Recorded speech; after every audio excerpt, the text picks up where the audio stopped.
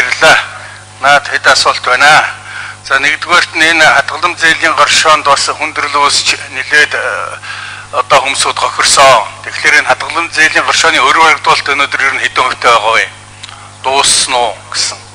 Хоёрдугаарт нь шинэ өргөн барьсан хуулиар хадгалан зээлийн горшоо үүсгэн байгуулагчид хийгээд тэдний гишүүдийн одоо эрхийн хамгаалтыг хэр тусгасан бэ? Дахиад одоо дампуурлын үйл ажиллагаа гарахгүй их баталгаа энэ хуулиар одоо баталгаажиж чадж байна уу гэсэн хоёр дахь асуулт байна. Гуравдугаарт нь энэ хараат болон хөндлөнгийн хараат ус гишүүдийн эрх үүргийг ямар хэмжээгээр энэ хууль тусгав? Хуучин ер нь энэ одоо төрүүчийн хуулиар байгуулагдсан хадгалан зээлийн горшооны гол дампууралд нөлөөлсөн нэг зүйл нь бол энэ хөндлөнгийн хараат ус гишүүдийн одоо хяналтын тогтолцоо байхгүй байсантай, за тэгээ хурлаа цаг хугацаанд нь хийдгүү байсантай холбоотой, ил тод байдал хангагдаагүй байсантай холбоотой, гэр бүлсэг, ах トゥ усэг, төрөлсөг байдал их давмгайлсан байдалтай холбоотой хургуулсан гарсан байдаг. Тийм учраас энэний одоо хамгаалтыг хэр тусгаж өгч чадваа гэсэн асуулт байна. Дараагийн нэг зүйл бол энэ аудитын байгууллагууд эднэрт одоо хяналт хийх үү? Хийсэн тохиолдолд ямар одоо эрх үүрэг рискийн энэ аудитын байгууллага хариуцах юм бэ?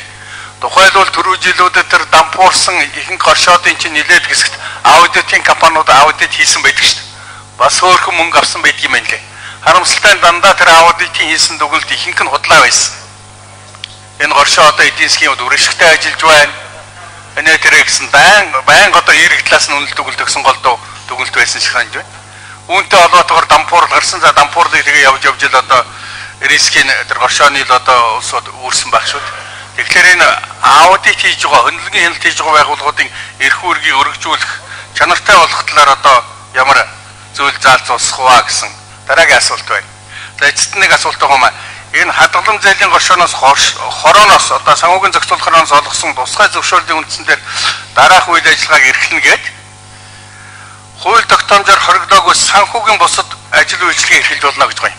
Тэгэхээр энэ хууль тогтоомжоор санхүүгийн бусад үйл ажиллагаа гэдэгт ямар үйл ажиллагааг эрхлэхийн зөвшөөрч байгаа юм бэ гэсэн ийм хэд асуулт байна. За зөрөгтөр өөрөө асуулах асуултанд хариулаад зарим нь ажлын хэсгээр хариулж болно.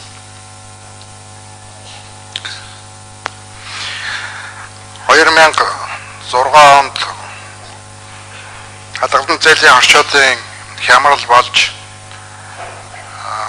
бид өрөөс их хэмжээний хохирол гарсан.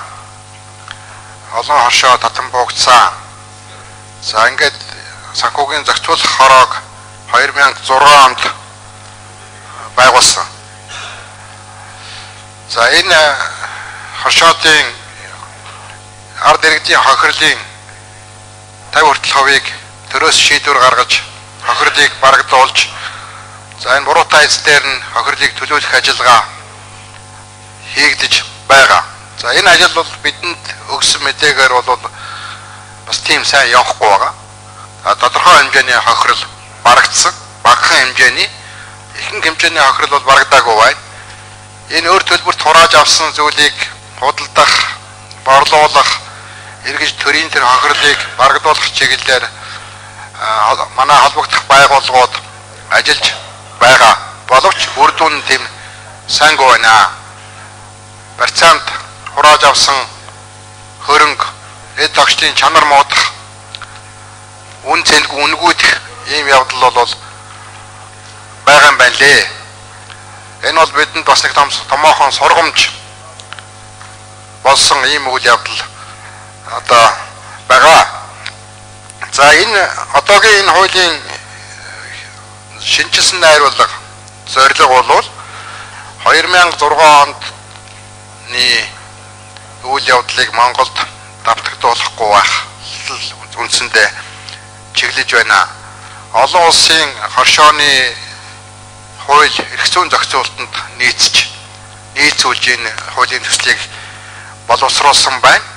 Хоршооны хяналтыг дотоодын хяналт, за мөн төрийн чиг үүргийн санхүүгийн зохицуулах хорооны хяналтыг нэлээд сайн хуульчилж суулгаж оруулсан байгаа. Хоршооны үйл ажиллагааны хязгаарлалтыг хийж өгсөн. Хоршоо бол зөвхөн гишүүдтэй үйлчлэх, ашигын төлөө бас байгууллага байна. Ашигын төлөө бас байгууллага байна. Иргэдийн хадгаламжийг өндөр хүүгээр татах, үйл ажиллагааныхаа орлогыг хэтрүүлэн сурталчлах энэ зүйлийг хуулиар хориглож энэ хоршоод тусгай зөвшөөрлийн үндсэн дээр үйл ажиллагаа явуулж байх юм аа. Хоршооны хадгаламж, хоршооны гишүүдийн хадгаламж бол даатгдсан байна. Хадгаламжийн даатгуулагдсан байна. Хоршоод нэгдэж холбоо байгуул дундаа бас тогтворжуулалтын эрсдлийн сан байгуулж ажиллана. Ийм заалтуудыг хуулийн төсөлд оруулж өгж байна. За энэ хоршоо бол ашигын төлөө бос үйл ажиллагаа явуулах учраас аудитын хяналтанд амрагдахгүй гэж хуулийн төсөлд оруулж байгаа. Гишүүд хоршоо өөрөө тэргүүлэгчд мөн хоршоо хяналтын зөвлөлттэй байна. Дээрээс нь санхүүгийн зохицуулахаараа мэргэжлийн байгууллага хяналт тавина. За санхүүгийн бусад үйлчилгээ үзүүлж болно гэж ингэж заасан. За энийг бол мэдээж санхүүгийн зохицуулах хорооны бас зөвшөөрөл хяналтын дор хийгдэх бах. Энэ асуулт болон энэ хөндлөнгийн хараат ус гишүүдтэй холбоотой асуудлаар баяр сайхан даргаыг хариултахыг хүсэж байна. За баяр сайхан дарга тодруулъя. Бод шөнийн асуултан дээр нэмж тайлбарлахад өр барагдуулалтын асуудал 36 тэрбум төгрөгөөс 14 тэрбум төгрөгийн эргэн төлөлт хийгдсэн байгаа. Шүүхийн шийдвэр гүйцэтгэлээр хийгдэж байгаа. Энэ тоо мэдээлэл юм байгаа. За дампуурлын асуудал яригдах гэхээр ерөөс энэ хууль маань яг тэр чиглэсэн хууль. Одоо яг тэр үеийн эрх зүйн зохицуулт яг хിവэрэ байгаа. Хатан зэлийн оршины хямралын үеийн эрх зүйн зохицуулт. Тэгэхээр бид нар одоо энэ хуулиар бол ийм гарахгүй багтлын зохицуултуудыг оруулж өгч байгаа. За хараа бус гишүүн, за дотоод хяналтын асуудлаар бол бүхэл бүтэн тодорхой зүйлүүд орж байгаа. 40-оос 42 дугаар зүйлгээд сонирхлын зөрчилтэй хэлцэл байж болох уу, хийж болохгүй гэдэг талаар, за гүйцэд захирал дотоод удирдлагуудын хариуцлагын талаар, зээлийн хорооных нь хариуцлагын талаар ингээд яг тухайлсан тодорхой зүйлүүд орж байгаа. Дээр нь бас идэвхтэй гишүүн, идэвхгүй гишүүний хариуцлагын асуудлууд орж ирж байгаа. За аудитын тухайд бол ер нь аудитд хамаарахгүй байхаар тусаж байгаа. Одоо аудитын шинжлэх найруулга бас орж ирж байгаа учраас тэнд бид нар бас тусгай болцоотой гэж үзэж байгаа. За санхүүгийн зурсууд хорооны тусгай зөвшөөрлөө бус үйл ажиллагаа гэдэг дээр манай хадам зэлийн оршид зарим нь одоо юу гэдгийг илүүдэл талбайгаа түрээслэх ч юм уу тийм ээ. Түрээсийн үйл ажиллагаа явуулах. За яг гишүүдтэй зориулсан санхүүгийн бас зөвлөх үйлчлэгээ үзүүлэх гээд энэ мэтлэнгээр бас зөвхөн хадам зээл гэж хязгаарлаж болохгүйгээр бас манай хороод тусдан зөвшөөрөд явах тийм үйл ажиллагаанд гарч ирээд байгаа амьдрал дээр тийм утгаар л бид нар оруулсан байж байгаа. За 18 дугаар зүйл дээр бол хадам зээлийн хоршоонд хориглох үйл ажиллагааны бүр нэлээд томоохон жагсаалтууд орж ирсэн байгаа. Энүүгээр бол одоо юу гэдгийг бүр зар сурталчилгаа явуулахгүй байх, за татсан хөрөнгийг зориултын бусаар ашиглах гэдэг. Ер нь хориглосон нэлээд томоохон залтууд орж ирж байгаа гэж хэлэх гэсэн. За баярлалаа. Бодгошоо тодруулах юм байна. За. Бодгошоо нэрх баг.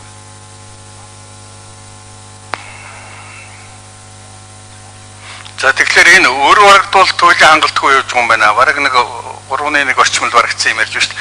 Тэгэхээр улсын их хурлаас гарсан шийдвэр дотор энэ өр барагдуулалтын одоо улсын төсвөөс олгосон хөрөнгийг буцааж улсын төсвөд төлөвлөрөх тухай асуудлыг зааж өгсөн шиг санаж байна. Энэ одоо хэдэн хувьтай явна вэ? Яг тэгэхээр энэ чинь бас л нэг хэдэн хариуцлагагүй асуудал идэж угаад л үүслээд байгаа шүү дээ. Тэгэхээр ийм юм болгоныг л одоо татвар төлөгчдийн мөнгөөс бид нар улсын төсвөөс гаргаж тийш нөгөөд эргэж авч чадахгүй байгаа нь бол ер нь ихээхэн учир дутагдaltaй байгаа шинжчүүд. Тийм учраас энд одоо энэ асуудлыг хариуцсан, энэ асуудлыг оруулж ирж байгаа манай байнгын орон дээр энэ чиглэлээр яригдсан зүйл байна уу? Цаашдаа яах ёстой юм бэ энийг? Жишээлбэл одоо 20 тэрбум төгрөгийн 22 тэрбум төгрөгийн дутуу төлөлт байх юм ба шүү дээ. Тэгээ энэ хэмжээгээр мөн хохирсон иргэд байгаа бах энэ ярд. Тэр иргэдийн эрх ашигыг яах ёстой юм? Улсын төсвөөс гаргачихсан хөрөнгийнхөө төвлөрүүлтийг яах ёстой вэ? Одоо борлож ухаандаа хэдэн барагдах боломжтой байгаа юм тэгвэл ухаандаа дээр барьцаа хөрөнгөний хэдэн бүр одоо үнгүйдээд болохгүй байдалд орсон бай. Энэ чиглэлээр за тодорхой асуулт хариулах уу? За байнгын ороо хариулъя зөрөгтөр.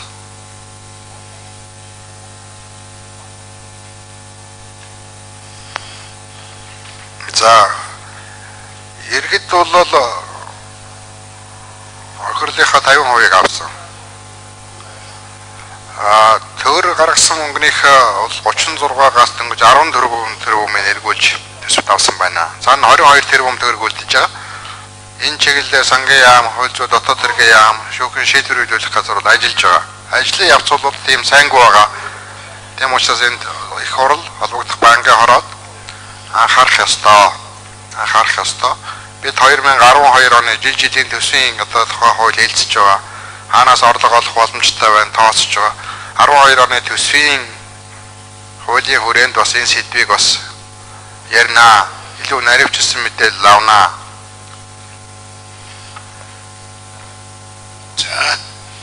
За Батул гişүү асуулт